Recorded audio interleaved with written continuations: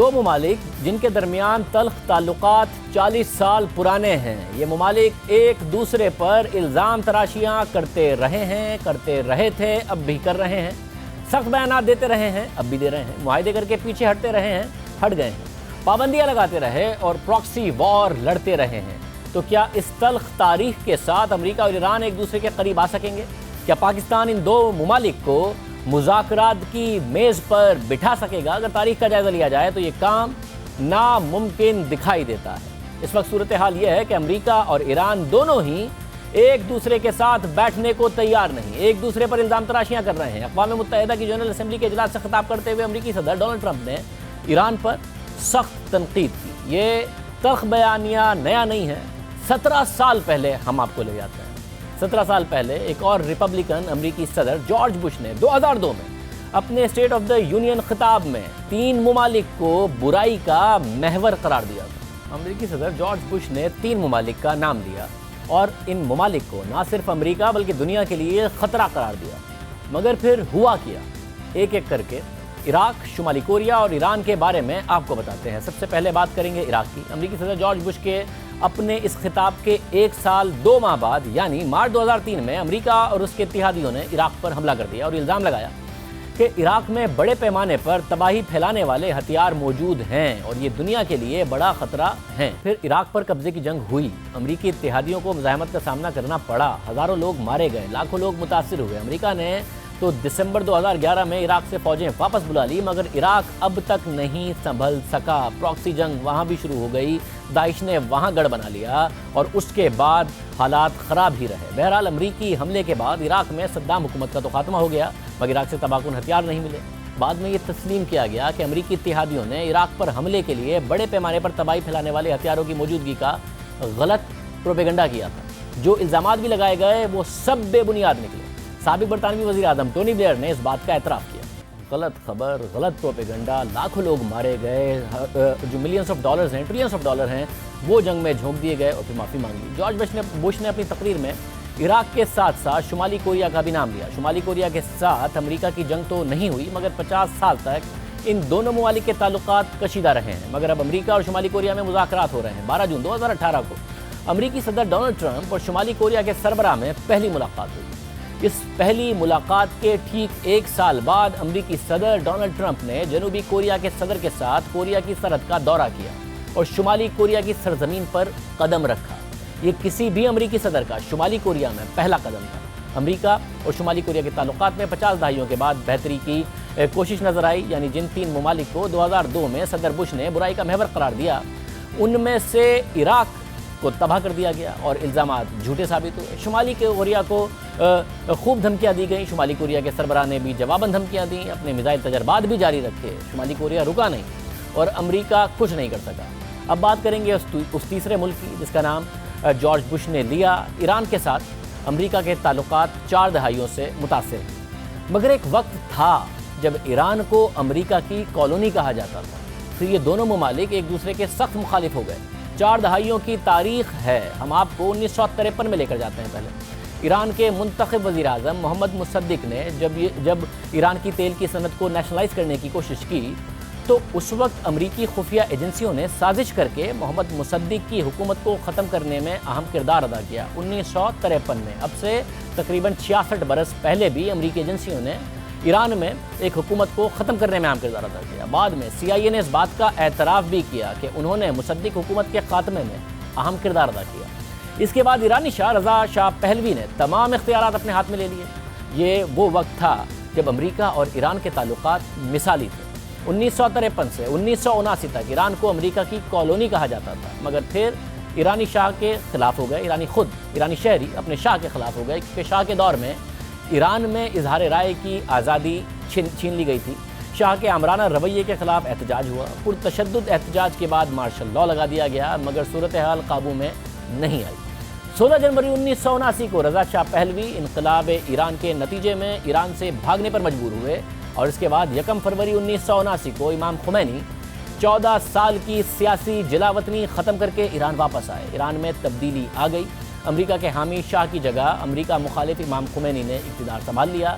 یہ سب کچھ 40 سال پہلے ہوا۔ اس دوران امریکہ نے کوشش کی کہ ایران کے ساتھ اس کے تعلقات بحال رہیں۔ مصدق کو ہٹانے کے بعد امریکہ اور ایران کے تعلقات میں دوسرا موڑ انقلاب کے بعد آیا، جب 4 نومبر 1979 کو ایران کے انقلابی نوجوانوں نے تہران میں امریکی سفارت خانے پر حملہ کر دیا اور ان کا مطالبہ تھا کہ شاہ کو ایران کے حوالے کیا جائے۔ ان نوجوانوں نے 52 امریکی سفارتکاروں کو 444 دنوں تک یرغمال بنائے رکھا۔ اس دوران امریکہ نے اپنے سفارتی عملے کو چھڑانے کے لیے آپریشن بھی کیے، مگر آپریشن ناکام ہوئے۔ یہ معاملہ امریکی عوام کے لیے اتنا سنگین تھا کہ امریکی صدر جمی کارٹر 1980 کا الیکشن ہار گئے اور ریگن امریکی صدر بنے۔ ان 444 دنوں تک پوری دنیا کی نظریں ایران پر جمی رہیں۔ دوسری جنگ عظیم کے بعد کسی بھی واقعے کو اتنی کوریج نہیں ملی جتنی اس واقعے کو ملی دوسری جنگ عظیم کے بعد میں ایران نے ان سفارتکاروں کو رہا کیا۔ اس واقعے کے بعد دونوں ممالک کے درمیان سفارتی تعلقات بہت کشیدہ رہے، مگر پھر بھی 80 کی دہائی کے آغاز میں ایک حیران کن ڈیل سامنے آئی، اور یہ بہت ہی حیران کن ڈیل تھی۔ حزب اللہ نے لبنان میں 7 امریکیوں کو یرغمال بنا دیا، جس کے بعد امریکہ نے ایران کے ساتھ ایک ڈیل کی اور یہ طے پایا کہ امریکہ ایران کو ہتھیار دے گا، امریکہ ایران کو ہتھیار دے گا، جس کے بعد بدلے میں ایران لبنان میں یرغمال بنائے گئے امریکی شہریوں کو رہا کرے گا۔ مگر ایک اور بھی بات تھی، اس ڈیل کا ایک اور حصہ یہ بھی تھا کہ ایران باغیوں تک پیسے پہنچائے گا۔ ہتھیاروں کے پیسے ایران کے ذریعے سینٹرل امریکہ کے ملک نکاراگوا میں امریکہ کے حمایت یافتہ کانٹراس باغیوں کو پہنچائے گئے۔ امریکہ نے ہتھیاروں کے لیے $30 ملین رکھے، جس میں $18 ملین باغیوں تک پہنچائے گئے اور باقی ایران نے رکھ لیے۔ یہ اسکینڈل جب سامنے آیا تو امریکہ میں سیاسی طوفان کھڑا ہو گیا۔ بظاہر امریکی صدر ریگن عوام کے سامنے یہ تاثر دیتے رہے کہ ایران کے ساتھ تعلقات میں کشیدگی ہے، مگر اندرون خانہ ایران کے ساتھ مل کر باغیوں کی مدد کرتے رہے اور خفیہ معاہدہ کیا جو بعد میں ایران کانٹرا افیئر کے نام سے مشہور ہوا۔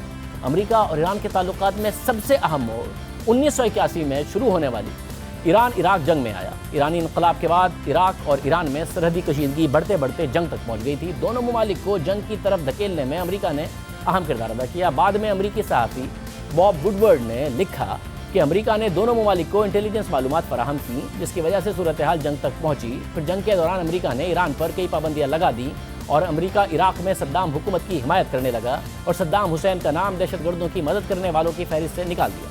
بہرحال 1988 میں یہ جنگ ختم ہو گئی۔ ایران امریکہ مخالف اور صدام امریکہ کا حامی بن کر سامنے آئے۔ پھر اس کے بعد 3 جولائی 1988 کو امریکی بحری جہاز نے ایران کا مسافر طیارہ مار گرایا۔ اس واقعے میں 290 افراد مارے گئے، مگر امریکہ نے موقف اختیار کیا کہ اس نے مسافر طیارے کو لڑاکا طیارہ سمجھ کر مار گرایا۔ اس کے بعد امریکہ اور ایران کے تعلقات میں کشیدگی جاری رہی، اور یہ وہ واقعہ تھا جس کا اب سے 2 دن پہلے جب ایرانی صدر کو انٹرویو کیا گیا امریکی ٹی وی چینل پر، ان سے کہا گیا کہ آپ کو تو دہشت گرد کہتا ہے امریکہ، تو انہوں نے کہا کہ دہشت گرد ہم نہیں ہیں، وہ ہیں جنہوں نے ایک مسافر بھرا طیارہ مار گرایا تھا۔ ساتھ ہی انہوں نے یہ بھی مثال دی کہ عراق میں اور سیریا میں ہم نے داعش سے لڑائی کی ہے تو ہم کیسے دہشت گرد ہیں۔ بہرحال یہ معاملہ سارا جاری رہا۔ پھر جنوری 2002 میں امریکی صدر بش نے ایران، عراق اور شمالی کوریا کو برائی کا محور قرار دیا، اور اس کے بعد ستمبر 2002 میں یہ خبریں سامنے آئیں کہ ایران نے نیوکلیئر پلانٹ کی تعمیر شروع کر دی ہے۔ امریکہ نے ایران پر خفیہ طور پر جوہری ہتھیار بنانے کا الزام عائد کیا، جبکہ ایران نے اس الزام کی تردید کی۔ پھر اس کے بعد 1 دہائی تک ایران اور جوہری پروگراموں پر نظر رکھنے والی بین الاقوامی ادارہ IAEA کے درمیان مذاکرات ہوتے رہے۔ اس دوران ایران پر پابندیاں لگتی رہی۔ اقوام متحدہ نے 2006 اور 2010 کے درمیان ایران پر 4 بار پابندیاں لگائیں۔ ساتھ ہی امریکہ اور یورپی یونین نے ایران پر پابندیاں عائد کی۔ کئی دیگر ممالک نے بھی ایران پر پابندیاں لگا دی۔ ایران پوری دنیا میں تنہا ہو گیا۔ ایران بدترین معاشی بحران کا شکار ہو گیا۔ ایرانی بری طریقے سے معاشی ابتری کا شکار ہو گئے، کیونکہ انٹرنیشنل بینکس نے انٹرنیشنل دوسری جو کمپنیاں تھیں انہوں نے ایران کے ساتھ کام کرنا بند کر دیا، کیونکہ کام کرتے تو پھر بین الاقوامی پابندیوں کا سامنا کرنا پڑتا۔ کسی ملک نے ایران کے ساتھ تجارت نہیں کی۔ ایران تیل اور گیس کی دولت سے مالا مال تھا، مگر کوئی ایرانی تیل خریدنے کو آفیشیل مارکیٹ میں اس طریقے سے تیار نہیں تھا۔ ایک طرف بش انتظامیہ تھی، دوسری طرف احمدی نژاد تھے۔ دونوں ہی کے موقف میں سختی تھی، مگر پھر امریکہ میں اوباما آئے، ایران میں حسن روحانی کی حکومت آئی، جس کے بعد ستمبر 2013 میں امریکی صدر اوباما نے صدر حسن روحانی کو کال کی۔ 30 سالوں میں یہ پہلا موقع تھا جب دونوں ممالک کے رہنماؤں کی بات ہوئی ہو۔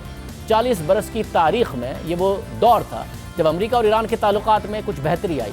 پھر طویل سفارتی کوششوں کے بعد 2015 میں ایران اور یورپی ممالک کے درمیان جوہری معاہدہ ہو گیا۔ اس معاہدے کو بہت بڑی کامیابی سمجھا گیا۔ اس معاہدے میں یہ طے پایا کہ ایران اپنا نیوکلیئر پروگرام بند کرے گا۔ جواب میں امریکہ اور مغربی ممالک ایران سے پابندیاں ہٹائیں گے۔ اس معاہدے کے بعد ایران میں جشن منایا گیا، ایرانی نوجوان سڑکوں پر نکل آئے۔ مگر یہ خوشیاں زیادہ عرصے تک برقرار نہیں رہیں۔ امریکہ میں ڈونلڈ ٹرمپ صدر بن گئے۔ ٹرمپ نے اپنی انتخابی مہم میں بھی ایران سے معاہدہ کرنے پر صدر اوباما پر تنقید کی تھی، اور پھر کامیابی کے بعد مئی 2018 میں امریکی صدر نے ایران کے ساتھ معاہدے سے دستبرداری کا اعلان کر دیا۔ پھر سے صورتحال وہیں پہنچ گئی جہاں 2013 سے پہلے تھی۔ ساتھ ہی مشرق وسطیٰ میں شام کے معاملے میں بھی ایران اور امریکہ میں اختلافات سامنے آئے۔ ایران نے کھل کر شامی صدر بشار الاسد کی حمایت کی، جبکہ امریکہ بشار الاسد کو ہٹانے کی کوششیں کرتا رہا۔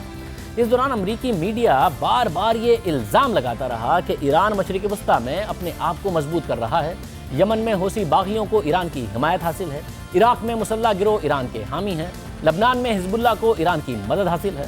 اس کے علاوہ ایران شام میں 2 مسلح گروپوں کی نہ صرف حمایت کر رہا ہے بلکہ انہیں اسلحہ بھی فراہم کر رہا ہے۔ البتہ ایران ان تمام الزامات کی تردید کرتا رہا ہے۔ جون 2019 میں جب اسٹریٹ آف ہرمز پر کشیدگی ہوئی تو ایران کی طرف سے امریکی ڈرون طیارہ مار گرایا گیا، جس کے بعد امریکی صدر نے ایران پر حملے کی اجازت بھی دے دی تھی، مگر پھر انہوں نے حملے سے 10 منٹ پہلے یہ اجازت منسوخ کر دی۔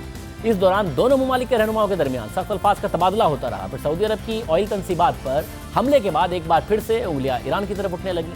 امریکہ نے براہ راست ذمہ داری ایران پر لگائی، جس کی ایران مسلسل تردید کرتا رہا، مگر ابھی امریکی اور سعودی حکام اس حملے کی تحقیقات کر رہے ہیں، اور اگر یہ دونوں ممالک اس نتیجے پر پہنچتے ہیں کہ اس حملے کے پیچھے ایران کا ہاتھ ہے تو پھر صورتحال مزید خراب ہو جائے گی۔ ایرانی صدر نے گزشتہ دنوں امریکی ٹی وی کو اپنے حالیہ انٹرویو میں اس معاملے کی تردید کی اور سوالات اٹھائے۔ پوری ایک تاریخ ہے جس میں معاہدے ہیں، ان معاہدوں کی خلاف ورزی ہے، اعتماد کا فقدان ہے، دونوں ممالک ایک دوسرے پر اعتماد کرنے کو تیار نہیں ہیں۔ اس صورتحال میں اب پاکستان نے یہ ذمہ داری اٹھائی ہے، ان ممالک نے، امریکہ نے اور سعودی عرب نے بقول وزیر اعظم عمران خان ان سے کہا ہے کہ سچویشن کو ڈی ایسکلیٹ کرنے کے لیے کردار ادا کریں۔